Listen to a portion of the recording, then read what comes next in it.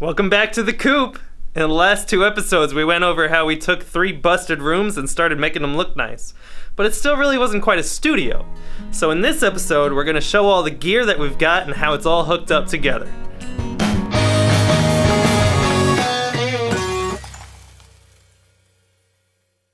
Before you can do any practicing or recording, you need instruments. And we've got you there. Our Mapex Pro M drum kit is here to help you keep the beat. And we've got plenty of guitar amps and a bass amp, so you can choose whatever sound you're looking for. We've also got a great selection of mics, most of which we'll get into later. But for practicing and workshopping, we've got these great Sennheiser E825s. We wanted to be sure that before we press record, you could be confident in your songs by being able to play them as a full band. That's why we've got this 16-channel Mackie mixer and PA speakers. This PA speaker kind of lives in this awkward corner, so we've got it on a regular stand. And the other PA speaker we've actually got mounted to the wall, which wound up being a pretty seamless process.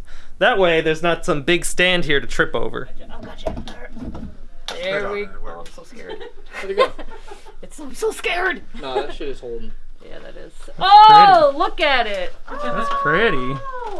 But you probably didn't just come here to practice, right? Well, maybe you did. But you probably came here to record. So the question now is, how do we get sound from in this room into that room? Here's how we do it. We've got 2 snakes in the room, one on this side of this door and the other on that side of that door, which we'll get to. This Rapco Horizon one is mounted to the wall and is usually used for the drums and anything that might be on this side, like this amp. Is it secured? Hold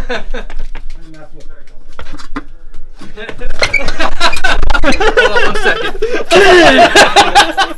The snake's cable goes up and into the trough up here, all the way across, and then back down here where it goes through a hole into that room. The other snake that we have is in this rack. This one we modified from a standalone snake box into this rack mount version. Both snakes are 16 channels and they make their way back into this rack in the control room. This might look a little complicated, but basically it's just a XLR Patch Bay. So at the top here we've got the front 16, which is the 16 channel snake from the rack. And then at the bottom we've got the back 16, which is the wall mounted snake. Any 16 channels from these 2 can make their way into this middle 16 using these XLR patches. Usually we've got the first 8 of the front and the last 8 of the back going in. Now this is where it goes from this rack into one of the interfaces or mixers that either me or Frisco in RBS has. So this thing actually splits the signal between the 2, and Frisco's stuff goes into this group of interfaces, and my 16 go into the stuff on the desk. So 16 channels from out in the live room have finally come to me in the control room at my desk. First they go into the Yamaha DM1000, where I can start controlling the gain, the volume, if there's phantom power, and whatever all else I want to do on here. If I wanted to route the signal through any outboard gear, I would also do it here.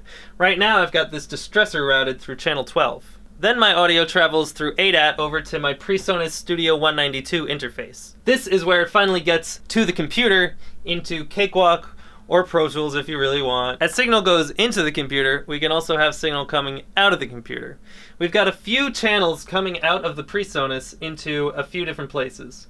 Firstly is to this Coleman audio speaker selector, which allows us to connect to our monitors. We actually use the speaker selector backwards so that my audio and Frisco's audio can both go through the same speakers. We also have audio going back into the live room so that the artists in there can actually hear what's going on. The PreSonus interface actually comes with a pretty cool program where I can change the mix from what's in here and what's in the live room so that if I want to hear more of something, they don't also have to hear more of that thing. A couple of other cool things to note.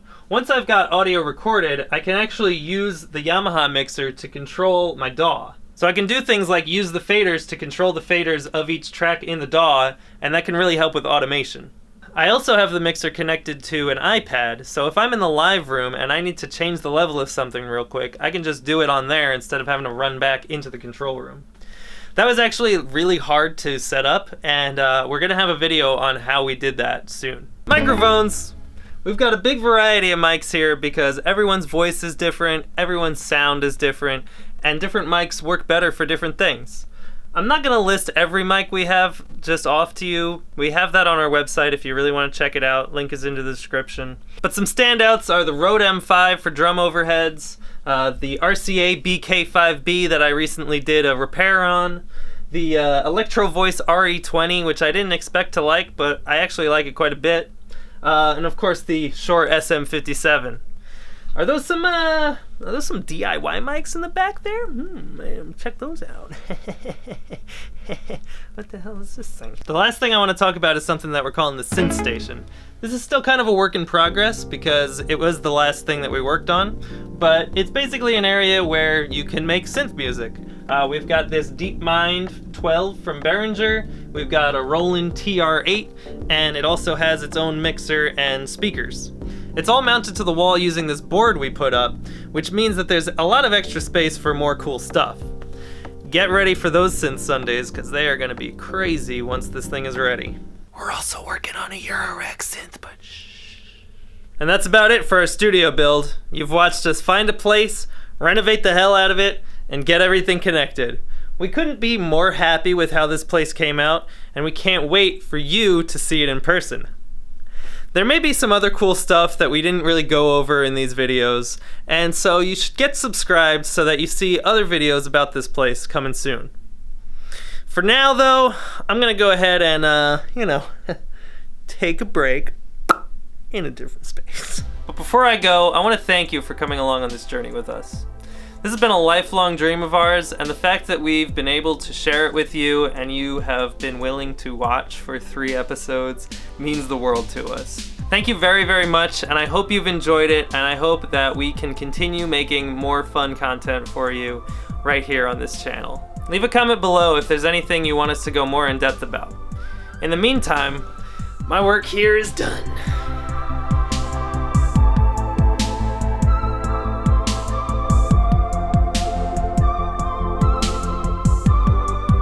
What do you mean I have to start recording people now?